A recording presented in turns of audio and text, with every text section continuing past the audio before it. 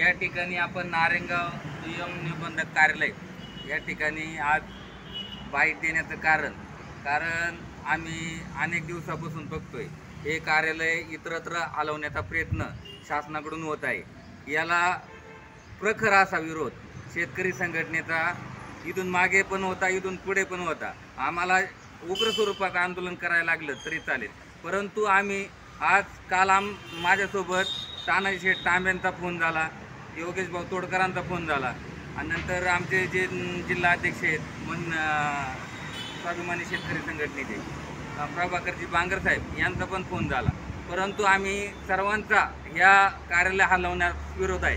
कारण या निमित्ताने मी सांगतो, माझा जेव्हापासून मला समजतंय तेव्हापासून हे कार्यालयामध्ये इतरत्र आज लोक भ्रम निर्माण करतात। कारण या ठिकाणी अपघात होऊ शकतात, या ठिकाणी जागा कमी आहे, जागा कुठल्याही प्रकारची कमी नाही। 1935 साली हे कार्यालय या ठिकाणी आलं, परंतु त्यानंतर कुठल्याही शेतकऱ्याला या कार्यालयाचा त्रास झाला नाही। कार्यालयातून कामं व्यवस्थित दस्त नोंदणी होते व त्या ठिकाणी शेतकऱ्याची कामं वेळेत होतात। हाकेच्या अंतरावर या ठिकाणी स्टँड आहे, नारायणगावचं स्टँड आहे, त्या ठिकाणी गेल्यानंतर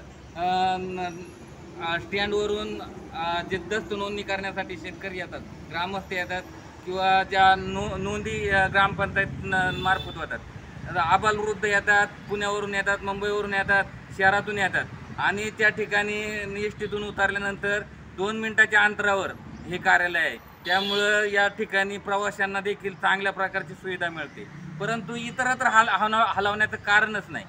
कारण ह्या ठिकाणी 6 गुंठे जागा उपलब्ध आहे व मोठी पार्किंग व्यवस्था देखील या ठिकाणी आहे। परंतु जर लोकप्रतिनिधी काही लोकप्रतिनिधी बोलतात त्यांनी इतरत्र हे कार्यालय घेऊन जाऊ व त्या ठिकाणी बिल्डरच्या तुम्ही हे कार्यालय घशात घालण्याचा काय प्रयत्न आहे हे तर आम्हाला शेतकऱ्यांना समजून सांगावं। तुम्ही लोकप्रतिनिधी आहेत, शासन काय असे कोत्यापुतीचे निर्णय घेत आहे। त्यामुळं आमचा शेतकरी संघटनेचा प्रखर हे कार्यालय हलवण्यात विरोध आहे। आम्हाला तुम्ही दाखवून द्यावं, शेतकऱ्यांना विश्वासात घ्यावं। जर या पूर्व भागातील सर्व शेतकऱ्यांना इथं येण्यास सुविधा उपलब्ध आहे, सोयीस्कर आहे आणि जर इथून 4 किलोमीटर अंतरावर कार्यालय घेऊन जायचं, स्टँडला उतरल्यानंतर जर एखादा आबालवृद्ध ज्येष्ठ शेतकरी किंवा ज्याला वाहनाची सुविधा नाही तो जाणार कसा त्या ठिकाणी? त्याला ते कार्यालय आज माहीत देखील नाही पुढे येणार आहेत। तुम्ही त्या ठिकाणी शेतकऱ्यांचं तुम्ही प्रबोधन करून त्यांचा विश्वास संपादन करून कार्यालय हलवलं पाहिजे होतं। रात्रीसुद्धा या ठिकाणी कार्यालय हलवण्याचा प्रयत्न झालेला आहे। मी विनायक भुजबळांचा मला फोन आला, सरपंच विनायक भाऊ भुजबळ यांचा मला फोन आला व त्यांनी सांगितलं की या ठिकाणावरून कार्यालय हलवणार आहे आणि त्यांचा विषय असा झाला, इथे वारवाडीचे ग्रामस्थ त्या ठिकाणी उपस्थित होते। त्यांनी सांगितलं आमचं रक्त जरी सांडलं तरी चालेल, पण हे कार्यालय आम्ही इथून हलवून देणार नाही। आज मी पिंपळगावचा ग्रामस्थ आहे, मी पिंपळगावचा रहिवासी शेतकरी, त्यामुळे या परिसरातली कुठल्या शेतकऱ्याला या ठिकाणी यायला अडचण निर्माण होत नाही आणि पार्किंगची व्यवस्था मोठी आहे।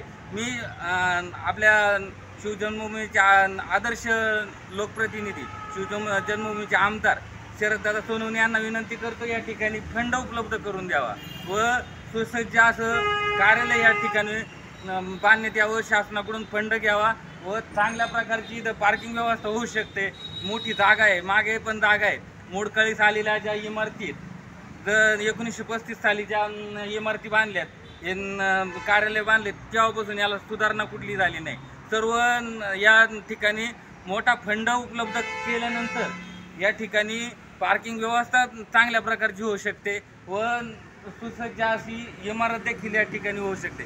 त्याच्यामुळं आमचं असं म्हणणं आहे की शेतकरी संघटनेच्या वतीने आम्ही योगेश भाऊ झालं, तानाजी शेठ तांबे झालं, आम्ही विनंती करतोय, प्रभाकरजी बांगर साहेब यांच्याबरोबर आम्ही बोललेलो आहे। त्याच्यामुळं कुठल्याही प्रकारे हे कार्यालय हलू नये, नाही तर उग्र स्वरूपाचं आंदोलन शेतकऱ्यांना घेऊन आम्ही करू।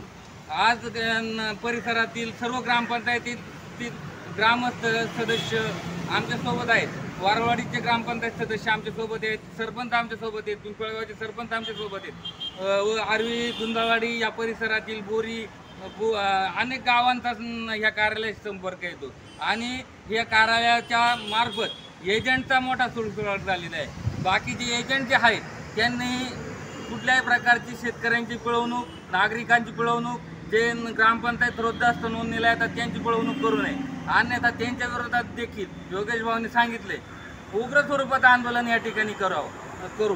आणि मी लोकप्रतिनिधींना, शासनाला विनंती करतो, ज्यांनी कायद्याची पदवी घेतलेली असे वकील या ठिकाणी काम करतात चांगल्या प्रकारचे. आज मी अनेक वेळेला वकिलांकडून दस्त केलेला आहे. त्या वकिलांथ्रूच या ठिकाणी दस्त नोंदणी करावी मी शेतकऱ्यांना विनंती करतो. एजंटच्या नादी लागू नये. दुकानं बंद करून टाकली. त्यांनी ज्यांनी अनधिकृत दस्त नोंदणीचे दस्त बनवतात त्यांना प्रखर आमचा विरोध आहे. त्यांनी त्यांची दुकानं बंद करावी. परवानाधारक असतील त्यांनी काम केलं तर चालेल, परंतु जे परवानाधारक नाहीत आणि बेकायदेशीर दलाली करतात त्यांच्यावर आमची शेतकरी संघटनेची बारीक नजर आहे. त्यांनी ही तात्काळ त्यांची दुकानं बंद करावी, शेतकऱ्यांची पिळवणूक बंद करावी व ग्रामस्थ ज्या ग्रामपंचायत नोंदणी करण्यात येतात त्यांची पिळवणूक बंद करावी. अशा जर तक्रारी आमच्याकडे आल्या तर उग्र स्वरूपाचं आंदोलन त्यांच्या विरोधात करू. मी लोकप्रतिनिधी आपल्या जुन्नर तालुक्याचे विद्यमान आमदार, आदर्श आमदार शरददादा सोनवणे यांना विनंती करतो, यांच्यावर तुम्ही कारवाई करावी व जे अधिकृत दस्त नोंदणीचे परवानाधारक आहेत त्यांनाच परवानगी द्यावी. आणि इथं अनेक वकील, चांगल्या प्रकारची वकिली करणारे, जुन्नर कोर्टातील वकील असतील, खेड कोर्टातील वकील असतील, ते या ठिकाणी दस्त नोंदणी करतात, कमी पैशात करतात